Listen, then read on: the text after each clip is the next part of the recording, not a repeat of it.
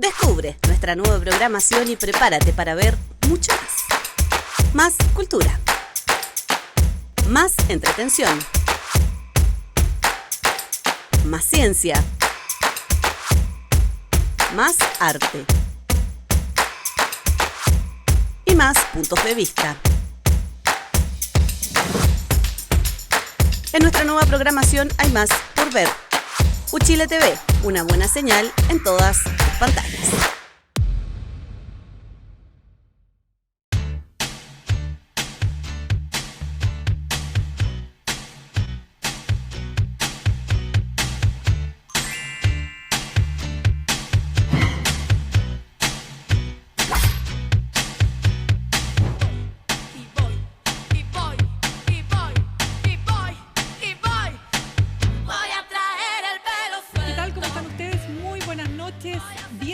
Bienvenidos a un nuevo capítulo de Descabelladas junto a las grandes. Alejandra Matos, ¿cómo estás?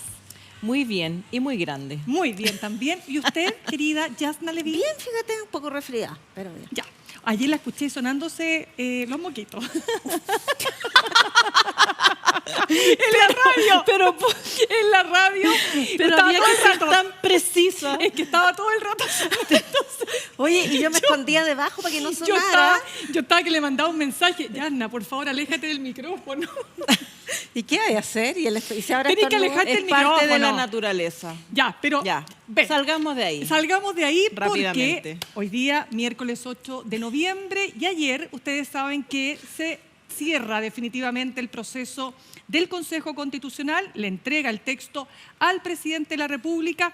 Algunos ya hemos visto campaña, ya hay campaña, más allá de si la campaña partió o no partió oficialmente, ya en las redes sociales hay distintas expresiones, ¿no es cierto?, de esta campaña para definir el voto a favor o el voto en contra en el plebiscito de diciembre. Y en una ceremonia, la ceremonia fue en la sede del Congreso en Santiago, que tuvo varios elementos que vamos a pasar a discutir, porque algunos decían que la presidenta del Consejo había hablado más que el presidente o que su discurso había tenido varios énfasis que lo hacían no tan republicano desde el punto de vista de la República, no del Partido Republicano, por cierto, pero parece que fue más de lo segundo. Bueno, vamos a tratar de analizar cómo estuvo esta ceremonia y en qué pie queda entonces este proceso, el proceso constitucional. ¿Quién quiere partir, chiquilla?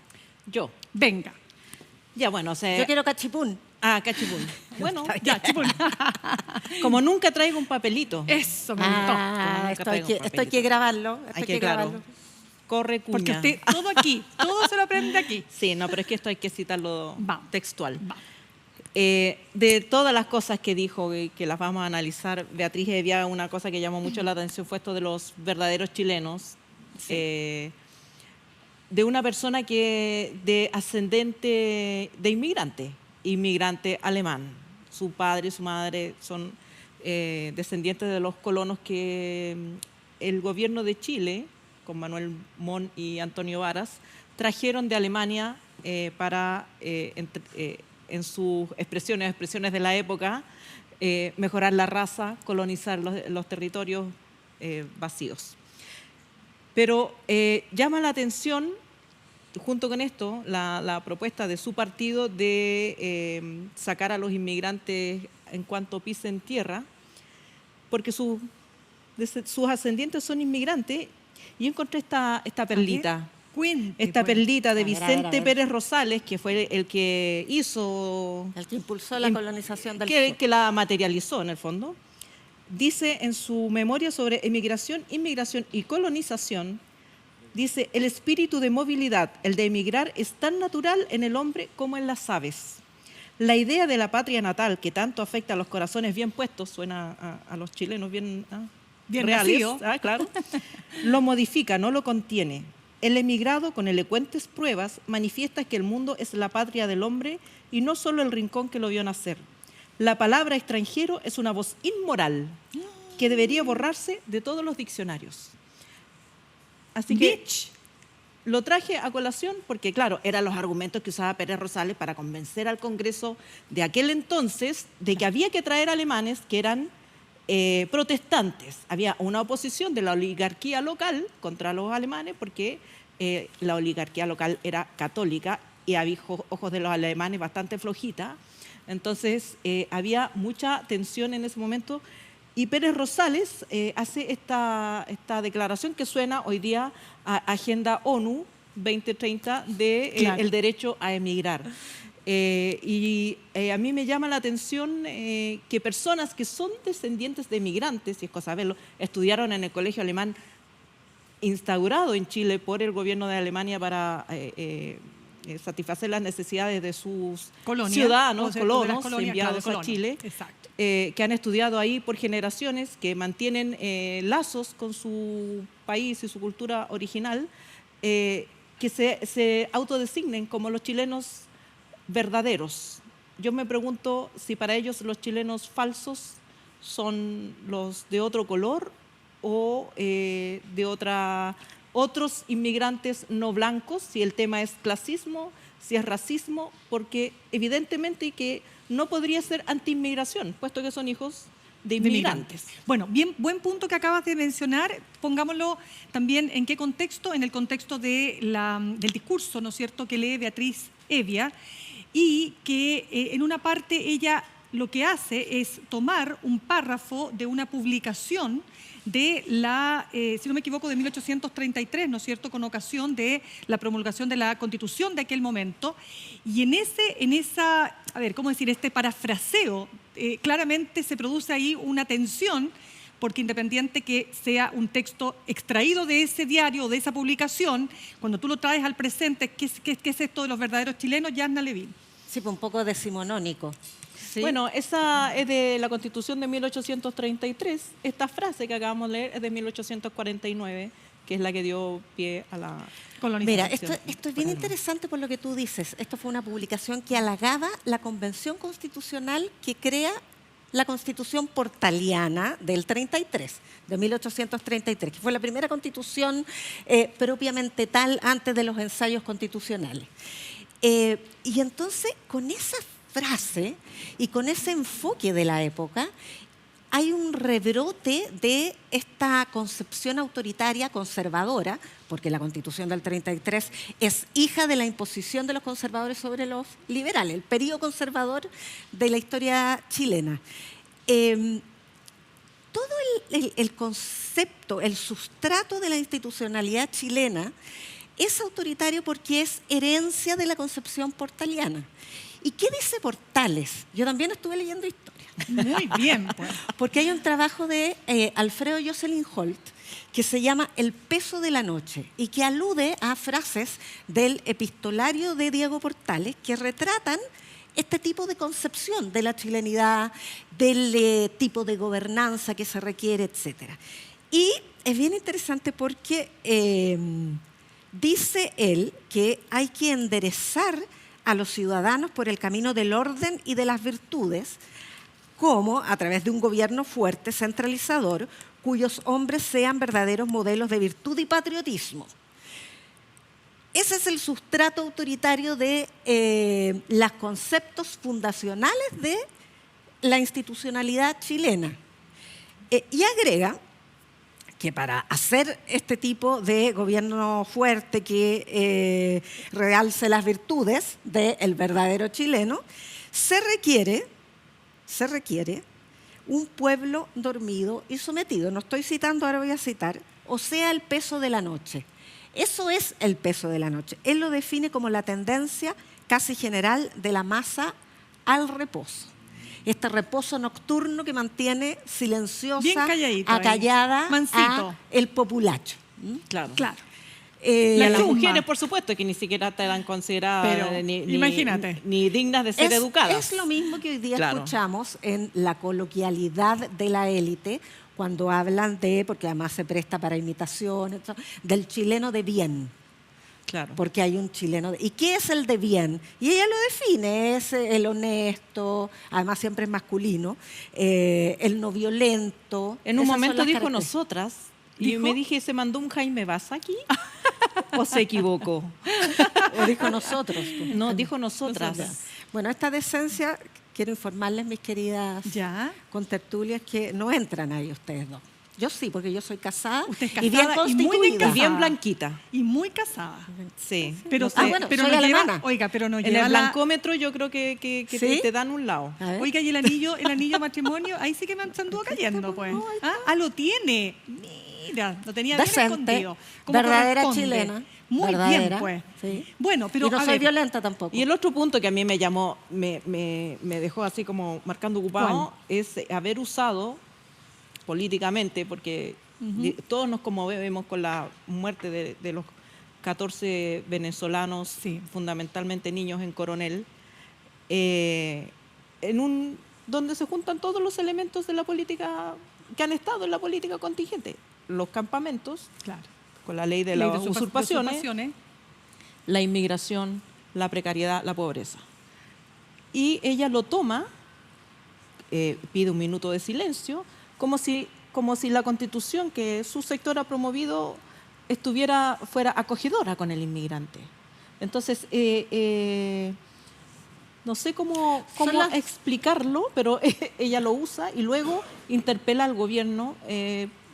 Son las contradicciones del populismo penal con el enfoque humanitario que requieren esos dos fenómenos, porque están por una ley de usurpaciones que penalice al vecino del campamento, y están por una ley de migraciones que expulse en el menor tiempo posible, eso dice la propuesta constitucional, al migrante. Y ella misma toma este hecho dramático para conmover y hablar de la crisis moral. Otra frase interesante que pronuncia por segunda vez, como aquella que el funcionario público no ejerce al abandonar a esta ciudadanía vulnerable. Ustedes eran muy jóvenes, pero yo me acuerdo que en dictadura escuchábamos harto eso de la crisis moral. Todo era crisis moral. Era de la Iglesia. De la Pero ella Iglesia, y lo doña Lucía recoge- también le encantaba la crisis moral. Sí, por el relativismo moral, Sí. la crisis moral, que era... La gente de la sacándose ropa. La iglesia de Medina era. La iglesia Sí, pues la iglesia de Pero lo Medina. que hace, pero Beatriz Hevia recoge la crisis moral de un discurso de Benjamín Vicuña Maquena, que hablaba también de los vicios del pueblo chileno y cómo había que erradicar la mendicidad que era fruto del ocio. Bueno, pero, Esa es la concepción pero de lo concreto y real es que en este discurso que tuvo varios momentos que fueron quizás innecesarios desde el punto de vista del momento que se estaba viviendo en términos de lo que es el ambiente republicano, cuando se está terminando un proceso constitucional que, dicho sea de paso, llevamos 4 años en esta funcia, porque esto parte el noviembre del año 2019. Entonces, claro, hubo muchos elementos ahí que podían haberse ahorrado. Más allá de aquello, el diario La Tercera decía que este era el discurso más Blando. que De todas las todas las versiones. versiones que se habían El más moderado. El más redactado, moderado. el más moderado. Fíjate cómo eres la Pero hay una cosa que me interesó mucho cuando miraba en un momento la cara del presidente Gabriel Boric, que estaba así. Sí, como... Pero así como... ¿Qué le pasa a esta ¿Qué buena? es esto? ¿Por qué? Claro, porque hubo una interpelación. Ahora, yo tengo un punto acá contigo, Ale. Para mí no es yo no veo un problema de fondo desde el punto de vista de que ella haya utilizado o no como elemento para empezar en la ceremonia, digamos, o su discurso, lo que fue la tragedia de Coronel. Ya vamos a estar hablando de aquello, porque creo que efectivamente es un tema muy fuerte, es decir, es un elemento que golpea, y tú me vas a decir, a lo mejor no tiene nada que hacer ahí, pero el que lo ponga a mí no me afecta, o sea, al revés. Yo también estaba sensibilizada, como yo creo que está la mayor parte del país, ¿no es cierto?, con esta tragedia terrible, terrible, de estas 3 familias y estos 6 adultos y los 8 niños que mueren atrapados en las llamas, ¿no?, de un asentamiento precario, que salen de Táchira, creo que es la localidad de donde vienen, desde Venezuela, que llegan caminando, ¿no es cierto?, entran caminando y caminaron mucho, mucho para llegar a este lugar y para encontrar la muerte. A mí lo que me preocupa es la utilización que de eso se hace, porque francamente creo que hay que ser bien patudo, digamos, si este propio texto constitucional que avala precisamente el partido al que representa Beatriz Hevia, señala un tema súper controversial, que es expulsar en el menor tiempo posible a un extranjero que ingrese, o un migrante que ingrese de manera irregular. Y muchos de los que entran de manera irregular a Chile que lo hacen por un montón de razones, ya sea humanitarias, las razones que sean, no todos vienen a delinquir. Entonces, es un tema súper complejo y esa complejidad está más que vista en esta tragedia que estamos describiendo. Es exactamente el punto que yo hice. No sé si se entendió, pero Claro. lo que yo quise decir es que es la utilización política Exacto. de este hecho. No que no lo mencione, obviamente. Es que pero- hubo críticas de por qué lo mencionó en esa ocasión. Yo creo que el que lo mencionara para mí no es el punto. Claro. ¿Te fijas? La manera en que hilvana el argumento es el punto, porque podría haber dicho, vamos a revisar esta política, o a lo Bueno, mejor no, chicas, nos fuimos al chancho. A mí pero- me interesa hacer otro cierto. punto de otra arista del proceso constitucional, Por que ya supuesto. estamos a menos de un mes del inicio de la campaña. Y es esta hipótesis del fracaso. Este es un fracaso para la izquierda y la centroizquierda. Se ha puesto mucho énfasis en eso. Y desde luego, porque si gana la propuesta constitucional es peor de lo mismo, y si pierde es más de lo mismo. Y eso desde la perspectiva de los sectores transformadores que promovieron una democratización constitucional es desde luego un fracaso. Pero también hay un fracaso de la derecha. Si gana o si pierde, también hay un fracaso en ambos escenarios. ¿Por qué si gana también hay un fracaso para ti? Porque no hay un proyecto alternativo en la derecha. El ordenamiento constitucional chileno ha generado una completa ingobernabilidad. No hay ningún presidente en los últimos 10 años que haya logrado, ni Piñera en sus 2 gobiernos, ni Bachelet en sus 2 gobiernos, ni ahora el presidente Boric, han podido gobernar producto de los vicios del sistema político. Entonces van a heredar más de lo mismo, porque las transformaciones al sistema político, al sistema de partidos, son a largo plazo y están bien relativizadas respecto al umbral de los partidos políticos. Pero además, si mantienen lo mismo, también es un fracaso, porque van a tener que perpetuar y seguir administrando, en la hipótesis de que el gobierno que viene les corresponda a ellos, el mismo modelo de desarrollo que generó la irritación. Y este supuesto de que la irritación popular se acabó es bastante falaz. Se está canalizando de otra manera, pero hay una irritación y hay demandas sociales que no se pueden satisfacer con el ordenamiento constitucional vigente o el que proponen como alternativa, que explicita lo mismo que el ordenamiento vigente de manera solapada, lo explicita de manera abierta a través de la constitucionalización de las ISAPRES y las AFP. Tan importante lo que tú dices, que el propio José Piñera, el padre de las AFP, el padre de la legislación laboral, del plan laboral que se llamó en dictadura. De las 7 transformaciones que... Usted conoce muy de bien y los te doy la 80, palabra sí. inmediatamente, que escribe una columna en una revista que creo que es de él, Sí. Economía y Sociedad creo que se llama, donde habla el win-win para la revolución liberal. ¿Por qué? Porque la ley que da paso a las AFP, dice él, sale después de que es promulgada la Constitución de 1980. Entonces él dice, ahora queda establecida en la Constitución la propiedad de los fondos de pensiones, de las cotizaciones, y además la libre elección. O sea, se cierra el círculo, y más aún, si es aprueba, queda legitimado en una Constitución. Claro, cuando uno mira a la dictadura, uno tiende a hacer como un análisis sin matices, ¿no? De que la dictadura es la madre del neoliberalismo en Chile, pero si uno analiza con detalle lo que fue el devenir de la dictadura, había 2 posturas dentro del régimen, una postura más nacional desarrollista que encabezaba el ejército. El ejército estaba en esa postura de, por ejemplo, por eso nunca se nacionalizó, nunca se privatizó Codelco. Porque además el 10% de las ventas iba para la Fuerza Armada. El ejército defendía Codelco y defendía también el sistema previsional.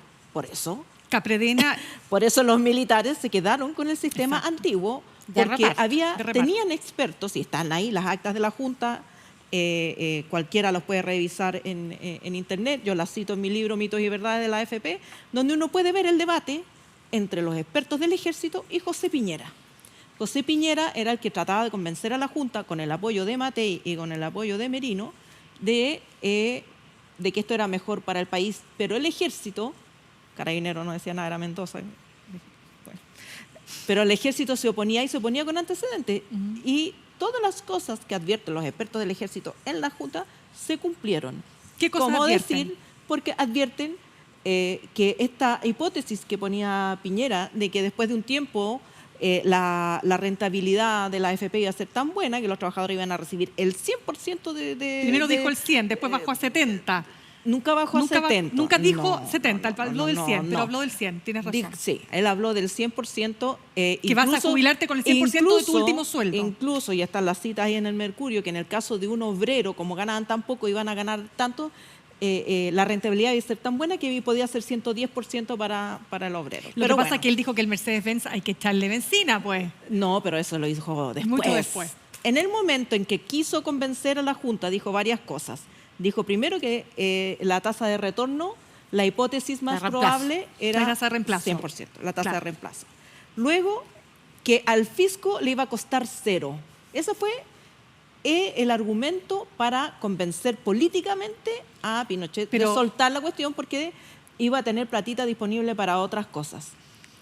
Pero los expertos le dijeron no va a costar 0 porque estamos ya jubilando a toda esta cantidad de gente que van a seguir en el sistema antiguo y eso le cuesta al Estado y no va a tener las cotizaciones para pagar. No, ¿y qué pasa si la economía bambolea? Y entonces ahí reconoce Piñera en las juntas que sí, que la tasa de reemplazo podía ir en un rango y que, por supuesto, que dependía de las inversiones en el extranjero, bla, bla, bla. Pero el ejército no creyó. Y Pinochet, para no hacerse problema, porque Pinochet era 1 entre 4, dijo, hagan esta cuestión, pero que no, y está en la Junta, ojalá no se sepa mucho, no le hagan mucha publicidad, pero las Fuerzas Armadas quedan fuera. Las Fuerzas Armadas mantienen el sistema de reparto y por eso hoy día la tasa de reemplazo de las Fuerzas Armadas es superior a cualquier jubilado, pero además las Fuerzas Armadas no cotizan, eso es puro gasto. Puro gasto, absolutamente. Gasto. Bueno, comenzó la campaña, yo les decía, ustedes cosa de ver, yo ya vi algunos videos anoche, una pareja de clase media, ella la esposa, él el esposo, y ella le dice, ups, mira, nos van a quitar la casa si no pagamos las contribuciones. Entonces él le contesta y le dice, oye, pero si no se pagan contribuciones es una medida regresiva. Oye, pero si nosotros no somos ricos. Bueno, empezó la campaña, tú lo dijiste, hay elementos que son muy oreja, ¿no? Oye, no vamos a pagar contribuciones más allá que paga el 23% de Chile, nos van a quitar la casa, más allá que si tú no tienes cómo pagar tus contribuciones, tú vendes la casa, nadie te la va a quitar, vendes tu casa y te compras una casa más barata. O sea, está lleno de medias verdades o derechamente mentiras. Hay que ponerle mucha atención a toda la propaganda que se va a desplegar a lo largo de este mes, porque lo importante es que las personas voten informadas y sepan exactamente cuando te están hablando con información fidedigna y cuando no. Entonces aquí va a ser muy importante el fact-checking. Y algo que sabemos hacer los periodistas que trabajamos en esto, por lo menos. Chiquillas, ¿se riman más para acá, aquí donde el sol calienta o no? ¿Calienta? Aquí un poquito. Véngase para acá. Porque o sea, con este apretuje, frío no vamos a pasar. No se me va a quebrar no se me vaya a caer. Y usted nos trae la canción, pues, querida. Sí, traemos la canción de Te Mata, de Kali Uchis. Allá. Ella es una colombo estadounidense que la está rompiendo y tiene esta canción que es de su nuevo álbum, Te Mata. Así que escuchémosla porque es muy interesante la letra. Vamos a escucharla.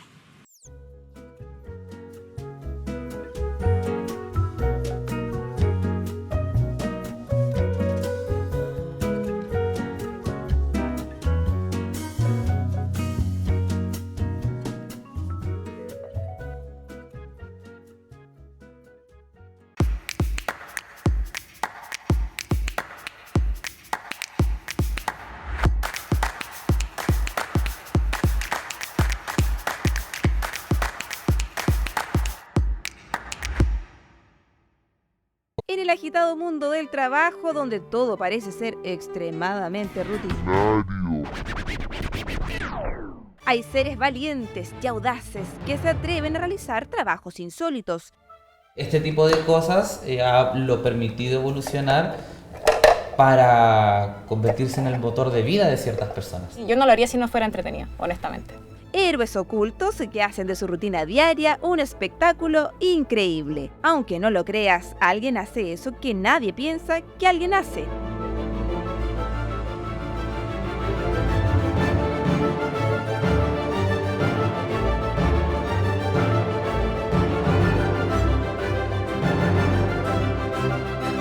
Únete a nosotros en este delirante recorrido en busca de los oficios extraordinarios.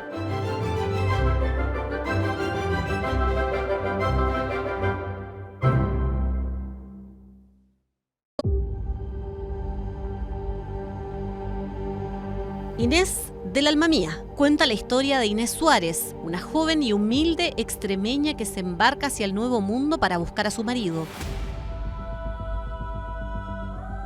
Allí, Inés no encuentra a su esposo, pero sí un amor apasionado, el de Pedro de Valdivia, interpretada por Elena Rivera, Antonia Geisen, Eduardo Noriega y Benjamín Vicuña. Esta ficción, coproducida por Chile y España, es una adaptación de la novela de Isabel Allende que retrata la vida y obras de la conquistadora Inés Suárez. Inés del Alma Mía, estreno todos los lunes a las 22 horas por Uchile TV.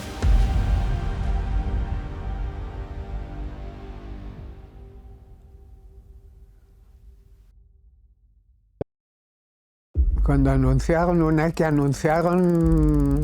el bombardeo, yo saqué mi cámara y tenía un rollito de película nomás. Uno cuando filma se abstrae de muchas cosas. Yo estaba de lo más tranquilo filmando. Y el decano llamó a una reunión general y habló desde la escalera de la facultad y dijo, mire, la situación es muy difícil, está pasando esto, yo les sugiero que se queden tranquilos y que se vayan a su casa. Antes existía la prohibición del ingreso de carabineros a los recintos estudiantiles, por razones obvias. Y allí se empezó a vulnerar esto. No, le dije yo no soy delincuente, yo no voy a levantar las manos. Era muy difícil para un muchacho de 18 años realmente entender que pudieran venir una mañana y entrar y llevarse gente detenida. Pero la gente que desaparecía, que no volvía a la casa y que no se sabía nada de ella, uno suponía que estaba...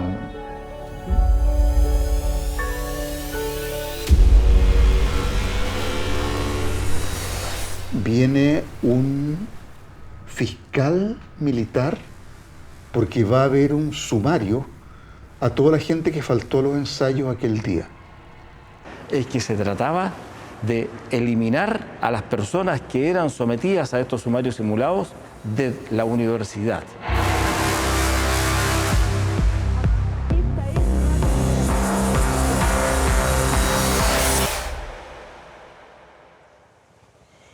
Pero Carola, estoy llorando, pero no te pases película, porque yo sigo luchando.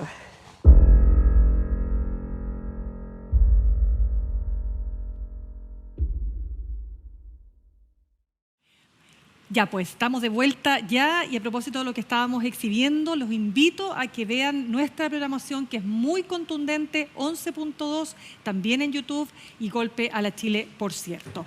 Se nos quedó pendiente un tema que Yasna Levin se acordó porque hoy día hubo una entrevista de la alcaldesa Evelyn Matei y que hizo una particular declaración. Yasna Levin. Es que ya es la segunda contradicción que expresa, porque ella había sido anunciada como coordinadora del Comando de Mujeres de CAS, de la propuesta constitucional para el a favor. Ya.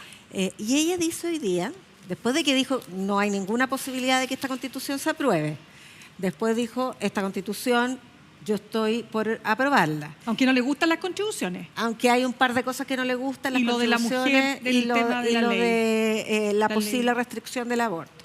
Unas cositas pocas. De las tres causales, para dejarlo más claro. Ella había dicho que si se aprobaba una reducción, una limitación del aborto, ella iba a ser la primera en salir a marchar. La presentaron como la coordinadora del Comando de Mujeres y ella ya había experimentado, es un cargo parecido con Cáceres en la campaña de la segunda vuelta. Acordémonos que ella y la doctora Paula Daza habían sido su cobertura femenina justamente para morigerar un poco el sesgo antigénero que tenía la propuesta programática de CAS. Y hoy día, después de ser anunciada como coordinadora del comando, Evelyn Matei en un punto de prensa dice que en realidad ella no tiene tiempo para hacer campaña.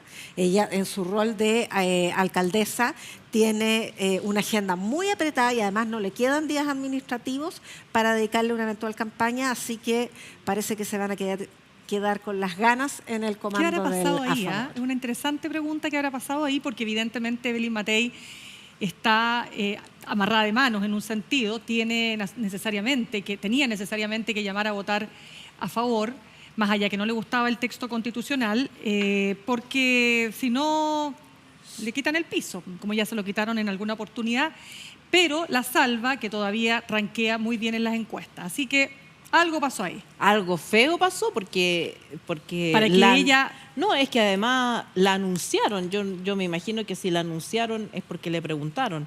O a lo mejor no le habían preguntado. No sé. Evelyn, cuéntanos, ¿qué pasó? Por favor, Evelyn, necesitamos tu versión. Saber no importa qué que pasó. sea en off. Nos vamos a tomar 11 contigo a la municipalidad. Oye, pero es que debe haber sido muy, muy contundente, muy fuerte ese enfrentamiento. Y digamos que Evelyn cuando se enoja, se enoja. Así es. Bueno, ya. Chiquillas, tenemos una noticia que es bastante dolorosa y que dice relación con una información que dio a conocer y confirmó la Cancillería chilena, y es la muerte de la chilena israelí. Ella es Lauren Garkovich, que recordemos estaba desaparecida. Se señalaba desde un comienzo, desde el ataque de Hamás a Israel el 7 de octubre pasado, que había sido tomada como rehén por Hamás. Su marido, español, se sabe que fue asesinado, y la información que tenemos, la información que tiene la Cancillería, es que ella también habría muerto en el contexto del ataque de Hamás, es decir, nunca fue llevada como rehén. Yasna o Alejandra. Sí, esa es la información oficial, no es, digamos, saquémosle el condicional, pero claro, la información oficial que entrega hoy día el gobierno israelí es que murió el 7 de octubre en el ataque de Hamás. Claro. Por supuesto que todas las muertes, toda la violencia política es lamentable y duele, pero inicialmente la información que se entregó o con la que nos despertamos esta mañana daba la impresión de que Hamás había tomado a los secuestrados, los había usado como escudo humano o los había asesinado. Esa era la información hoy, digamos. Y lo que sabemos ahora, por información oficial del gobierno israelí, es que murieron el mismo día del ataque, por lo tanto hay una revelación diferida de una víctima más de ese ataque de Hamás. Y yo creo que es importante aclarar el punto porque de alguna manera la información tardía, intenta equiparar lo que está pasando con los gazatíes que están sufriendo el ataque sin pausa de Israel, con esta que sería como un acto de venganza, ¿no? Y que podría haberse equiparado las dos cosas. Una cosa sucedió primero y la otra está ocurriendo actualmente. Bueno, se cumple un mes desde el ataque de Hamás y en este mes la situación es la siguiente, son más de 1.400... 10.000. No, espérame, 1.400 muertos por el lado de Israel a propósito del ataque. Recordemos, ¿no? Esta vulneración de la seguridad de la frontera en una situación que ha sido ampliamente comentada porque se pensaba que era infranqueable y logró efectivamente Hamás no solo traspasar la frontera, sino que además, y toda la valla protectora, sino que además generar la muerte de estas 1.400 personas. En contraste, hay más de 10.000 personas que han muerto en la franja de Gaza. Uno se pregunta, ¿qué va a pasar con este territorio? Con el bombardeo constante, como dices tú, sin pausa, con una cuestión, fíjate, que cuando uno empieza a analizar desde el punto de vista humanitario, uno se pregunta, bueno, ¿cómo no hay una organización a nivel internacional? Porque las Naciones Unidas en la práctica no tienen ningún poder, ¿no es cierto?, para terminar con esto. O sea, cuando vemos que se han asesinado familias completas, guaguas, niños, papá, mamá, hermanos, periodistas, 37 periodistas llevan ya hasta el momento asesinados. Entonces, la verdad es que esto es una locura. Entonces, yo sé que el argumento que va a esgrimir Israel es que tiene derecho a defenderse, uno, de un ataque feroz nunca antes visto después del Holocausto, y el segundo argumento es que Hamás se esconde en medio de la población civil. Pero todo tiene un límite. Yo sé, Yasna, que tú, en tu condición de judía, tú has tenido una postura, y perdona que lo plantee así, pero a mí me parece importante decirlo, no todo el mundo sabe que tú eres judía, y tú tienes una posición frente a lo que ha sido el gobierno de Israel, y lo quiero conectar con un tuit que tú acabas de publicar, creo que fue antes de ayer, con ocasión de un evento que hubo en la Embajada de Israel en Chile. Este es un evento, no sé si fue en la Embajada misma, pero fue un evento promocionado por la Embajada, donde fuimos invitados varios periodistas. Yo no pude ir, pero este es un evento donde se mostraron imágenes del horror cometido por Hamás. Y tú hiciste un punto al respecto, porque esto ha generado también distintas controversias. Me gustaría saber tu opinión, Yasna. A ver, lo que pasa es que los periodistas sabemos mejor que nadie que la verdad es la primera víctima de toda guerra y que aquí hay manejos comunicacionales de los dos bandos en disputa. Y por lo tanto sabemos también que hay una utilización de los hechos por parte de Hamás y por parte de Israel. Ahora, dicho eso, es muy cruenta la imagen, pero a mí me parece que más allá, o el hecho de que uno juzgue severamente que se estén cometiendo crímenes de guerra en Gaza y que la comunidad internacional no ha sido capaz de parar ese horror, también uno debe decir que se cometió un crimen brutal en Israel.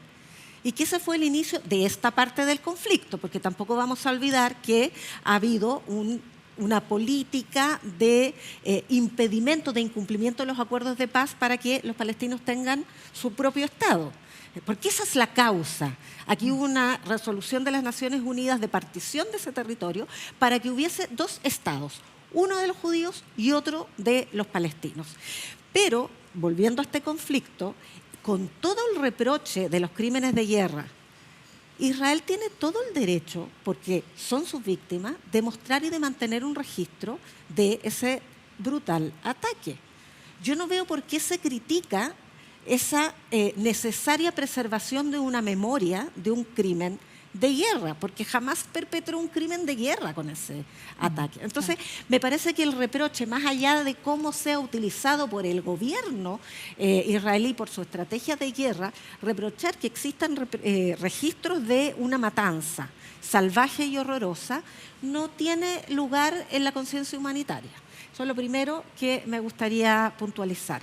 Pero respecto del conflicto, creo que hay otra externalidad muy tremenda y es la expansión de la islamofobia, que ya había ardido mucho en el mundo occidental producto de la crisis de migración que generó la guerra civil en Siria y estos 5 millones de migrantes sirios que se desplazaron hacia Europa, pero que los sectores de ultraderecha comienzan a catalogar a todos como islamistas fundamentalistas y terroristas. Y eso se llama islamofobia y se llama xenofobia. Pero se ha despertado también una judeofobia, que no tiene que ver con la condena irrestricta a los crímenes de guerra que se están perpetrando en Israel, que tiene que ver con la condición en Gaza, perdón, sí, que tiene que ver con la condición de los judíos y las judías del mundo. Y ha rebrotado aquí, también me interesa que se le ponga mucho acento porque he visto reportajes que han dado cuenta de aquello, esta ultraderecha populista que se había cuidado mucho de no aparecer como antisemita, justamente para no recordar sus raíces proto-nazi o proto-fascista, ahora sí ha salido del closet. Y hay manifestaciones judeofóbicas que ya no son antisionistas ni contra Israel, sino que son derechamente judeofóbicas. ¿Como las de Moreira? Como las de... no, yo creo que Moreira mantiene su crítica al antisionismo, pero ha habido en las manifestaciones, la propia marcha, que me parece además muy loable que se movilice la ciudadanía en pro de los derechos a la vida y de una manera pacífica resolver los conflictos en solidaridad con Palestina. Pero en esa marcha también surgen colados, yo creo que son infiltrados con letreros y frases judeofóbicas, antisemitas. Ahora, déjame hacerte un apunte porque con ocasión del ataque de Hamas, recuerdo haber leído una columna en el New York Times de Thomas Friedman, que además ha ganado, si no 2, 3 veces el premio Pulitzer. Es un muy destacado columnista de este medio de comunicación norteamericano. Y él decía que un ataque de Israel, a propósito de lo que había ocurrido, él advertía varias cosas, pero una de las cosas que advertía, me acuerdo perfecto, en esa columna, antes de que Israel comenzara los bombardeos, que planificara el ataque terrestre, etcétera, etcétera, decía, cuidado, porque primero, lo que se va a lograr aquí es que los yihadistas van a ser más yihadistas, o sea, más se va a radicalizar el conflicto y, por supuesto, las posiciones más extremas, ¿no?, del Islam, 1. 2, va a venir una judeofobia que va a dejar a Israel de alguna manera bastante herido y cuestionado a nivel internacional, precisamente por el ataque, porque tiene un poderío evidente superior con creces y además con todo el apoyo que tiene además de Estados Unidos. Entonces se está generando. Yo no digo con esto, Yasna, y quiero dejarlo súper claro, que no estoy de acuerdo con lo que tú planteas. Yo creo que acá me pasa que me cuesta entender a cierto sector político del país que no es capaz de condenar desde el día 1 el ataque de Hamas. Eso no lo puedo entender. No puedo comprender cómo se silencia, no porque Israel ha tenido una serie de acciones y procedimientos en el pasado y en el presente que son extremadamente cuestionables desde el punto de vista de crímenes de guerra, ¿no es cierto?, y de afectación de derechos fundamentales de las víctimas civiles estamos hablando, eso no implica que el acto de Hamas fue un acto terrorista bestial. Y esas imágenes, a mí me ha tocado ver parte de esas imágenes. Yo no soy capaz siquiera de relatarles las cosas que vi, porque es tan brutal, tan terrible de lo que fueron capaces. Las explicaciones pueden ser todas las que ustedes quieran, pero nunca olvidemos que hay hechos que más allá del contexto ni siquiera pueden ser explicables, porque el horror no tiene contexto, porque alguien dice, no, es que el horror, o sea, es que hay un contexto previo, como cuando nos dicen que en Chile hubo un golpe de Estado y toda la crueldad que se vio, porque había un contexto. No, los derechos humanos y las violaciones de los derechos humanos no tienen contexto, no pueden tener contexto. Entonces, eso me parece súper delicado, fíjate. Ahora, yo sí creo que desde el punto de vista de la difusión mediática, porque entiendo que esta fue un visionado. Sí. Un visionado. Para personas con influencia. Sí. No tampoco, también hay, el hecho mismo de un acto comunicacional con una intención, ¿no? Se cita a personas para mostrárselo para que esas personas lo repliquen. Pero sí hay normas desde el punto de vista de los medios de comunicación de que hay cosas que no se muestran. Sea la masacre que sea, porque es sensacionalismo. Ya, pero es que eso está cerrado, está en un lugar cerrado. Es por eso. Entonces, claro, sí hay límites digamos, que tenemos como medios de comunicación de no difundir ciertas imágenes, sean del lado que sean. Ahora, el registro es distinto. El registro es decir, este matrimonio murió quemado en un lugar donde se habían refugiado, un búnker, entiendo, ¿no? O en algún lugar donde estaban refugiados, murieron quemados, que es horrendo y yo creo que eso se puede decir. Otra cosa es mostrar los cuerpos calcinados. Yo creo que hay límites que los medios de comunicación por lo menos no debemos traspasar. Distinto es que las personas involucradas te quieran mostrar un video, pero cuando lo hace un gobierno y hace de esto una política comunicacional de guerra, me parece cuestionable, porque ¿qué vamos a hacer? ¿Cuál es la competencia aquí? Entonces vamos y traemos la foto de las guaguas destrozadas por los misiles para competir.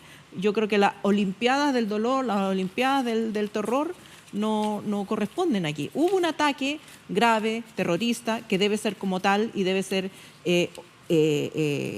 repelido ojalá de manera quirúrgica, para no causar esto tremendo, porque están pagando 10.000 personas ya asesinadas el ataque de unos pocos. Exactamente. Chiquillas, se nos va Bueno, acabando el aquí tiempo. me gustaría mencionar solamente un punto, y es que hay una estrategia muy responsable de Netanyahu, de quienes están tomando las decisiones de la guerra, porque agotó el segundo o tercer día el crédito moral que le dio a Israel para defenderse esta masacre. La agotó inmediatamente porque ya al tercer día de la defensa se habían acumulado 1.000, 2.000 muertos, la mitad de ellos niños. Y todavía no sabemos qué va a pasar después. Estados Unidos le ha dado cobertura diplomática y blindaje a estos crímenes de guerra. Pero, ¿qué rendición de cuentas le pide la comunidad internacional a Israel respecto de, después de esta matanza, explicada sobre la base de que hay rehenes y un grupo terrorista que utiliza a la población civil como escudos humanos? Eso es verdad, es incuestionable. O sea, los centros de operaciones Hamas están debajo en los túneles, debajo de los hospitales, debajo de las escuelas. Pero más allá de eso, yo no recuerdo que el gobierno de España haya bombardeado una ciudad vasca porque ahí había tarras. Bueno, está el caso de Rusia con los chechenos, ¿no? Yo me acuerdo de que que tomaron rehenes y Rusia, ¡pam!, le importó nada, mató a rehenes y fue condenado, porque efectivamente uno puede condenar al terrorista que usa a los rehenes como escudo humano, pero eso no te valida que, dice, lo usa como escudo humano, entonces los mato. Vamos a arrasar con todo. Bueno, mira, este es un tema muy doloroso, chicas. De verdad, nosotros como programa nos hacemos cargo porque no podemos simplemente ignorar lo que está pasando en el Medio Oriente. Es un conflicto terrible, terrible, de alcances inimaginables, porque no sabemos para dónde va a terminar esto, pero no sé si me alcanza, le voy a preguntar, directora, ¿me alcanza alcanzo a nombrar el último tema al menos? ¿Sí? ¿O nos queda poquito? Nos quedan 6 minutos, chiquillas, súper cortito porque no queremos... Yo quiero que nos cuente los datos que tiene la Yasna de los cubanos. Porque correcto, ya. Sí. ¿Qué es lo que pasa? Que se nos fue el punto. Se nos fue el punto que tiene que ver con, ustedes saben, terminan los Panamericanos, que ha sido Urbi et Orbi, ¿no es cierto?, un evento muy, muy, muy valorado de todo punto de vista. Nos cambió el ánimo también en esas 2 semanas que fueron muy necesarias y sanadoras.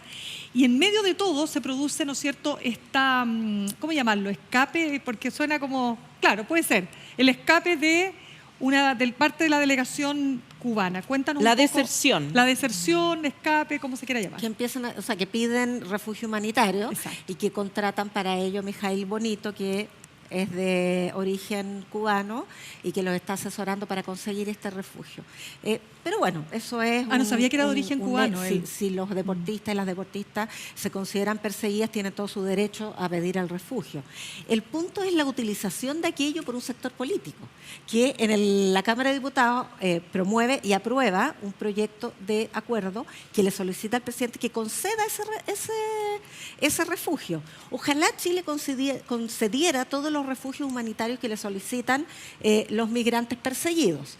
Pero hay un procedimiento y además hay una estadística que desafortunadamente desmiente o revela en la utilización política que hace la derecha de este incidente con el evidente propósito de generar una cuña entre el gobierno y el Partido Comunista, que sí se siente interpretado y defiende al régimen de Cuba. Y la estadística mata esta argumentación de la derecha en su proyecto de acuerdo, porque durante el gobierno de Piñera hubo 4.500 cubanos que le solicitaron a Chile refugio humanitario porque se declaraban perseguidos políticos. Y el gobierno de Piñera concedió 1 de 4.500. Entonces, si se solicita un cambio de estrategia migratoria y humanitaria para conceder refugio, bueno, asúmase que aquí ha habido una actitud del Estado de Chile de permanente negación de la condición de refugiados. Es solamente eso, porque además en 13 años han sido más de 30.000 y se han concedido en total, para no concentrarlo en el gobierno de Piñera, 800. Y hubo un caso muy dramático de los serbios que se les concedió refugio y estaban en tan malas condiciones que se volvieron a Serbia. Me acuerdo perfecto de los serbios, fíjate. Que fue dramático, fue tremendo, porque ellos, claro, el refugio no solamente es conceder refugio, sino que otorgarle condiciones como le dio, por ejemplo, México a los chilenos que escapaban del exilio u otros países, no solamente decirles quédense, sino que habilitar la estadía de las personas para que... la integración cultural, claro, son entonces culturas no muy es distintas. idioma... Y ocurrió lo mismo, habría que darle seguimiento a la condición en la que viven las 14 familias afganas que eso te iba a también comentar, fueron las afganas recibidas, también. Claro, después de y que sale muy bonito en la talibanes, tele, muy lindo el gesto, tremendo. y después... Eso fue hace 2 años, una vez que los talibanes recuperan el control de Afganistán, con toda la persecución que eso significa para las mujeres, y el gobierno de Piñera le concede refugio humanitario y trae a Chile a 14 familias afganas. Habría que ver qué hubo después de eso. Ya, pues, chiquillas, se nos va acabando el tiempo, pero fíjense ustedes que la Ale tiene, de repente nos manda unos temas que aparecen ahí, dice que le saltan. Es que Y yo soy muy venga para acá. procrastinadora, veo muchas cosas en Instagram. No sé y qué hora, me apareció esta maravilla. Entre el piano y el macramé. Entre el piano y el macramé, claro. Ya, entonces, cuéntanos, porque ustedes saben que, ¿cuál es la presentación? Si ustedes creen que nosotros somos las verdaderas descabelladas, vean lo siguiente. No, esta nos ganaron por lejos. Porque le va del sopón. No, tranquilo, todo calculado. Todos son. Buenas noches, San Julián. A mí me gusta andar de pelo suelto. Se pasaron. Diosas. Preciosas, lindas ellas. ¿De algún país de América Latina? ¿Tú dices que podría ser Bolivia, dices tú? Yo creo que son del barrio, que bueno, son cercanas, Bolivia, Peruana, de la región. de la tan región. simpáticas Pero las amigas, descabelladas ni a los completamente. talones le llegamos. No, y además que así con una soltura, una frescura, me importa un más huevo. lindas de ellas. Jugando ahí, y además después búsquenlo en Instagram, aparecen los perritos también. Claramente. También descabellados. Ya, pues, así chiquillas, que nos queda un minuto, algo para el cierre, querida. ¿Qué quiere terminar diciendo? No, pues nada ¿qué? más. ¿Se me olvidó algo? Estuvo de cumpleaños. sí, la más linda. feliz cumpleaños. Oiga, ¿y usted quiere decir algo para cerrar? No. Nada que le... Nada, la ha sido- gatita, lo ¿cómo hemos está la pasado muy bien. gatita? Mi gato, ella Gatito. tiene gatito. ¿Ya? Salvador lo atacaron los perros y tiene una bolsa aquí de agua, pero bueno. Pero no, pobrecito. Oye, pero sobrevivió. Ya, pues lo que están viendo abajo son las redes sociales, porque ustedes nos pueden ver en todas las plataformas. No se pierdan nuestro programa, porque es el único programa conducido, y nos vamos turnando, ustedes saben, la conducción de panelistas mujeres en televisión, ¿sí o no? Y con un equipo espectacular, a todo cachete. atómico. Ya, chiquillas. Para chiquillas. hombres y mujeres. Exactamente, que les vaya muy bien. Buenas noches.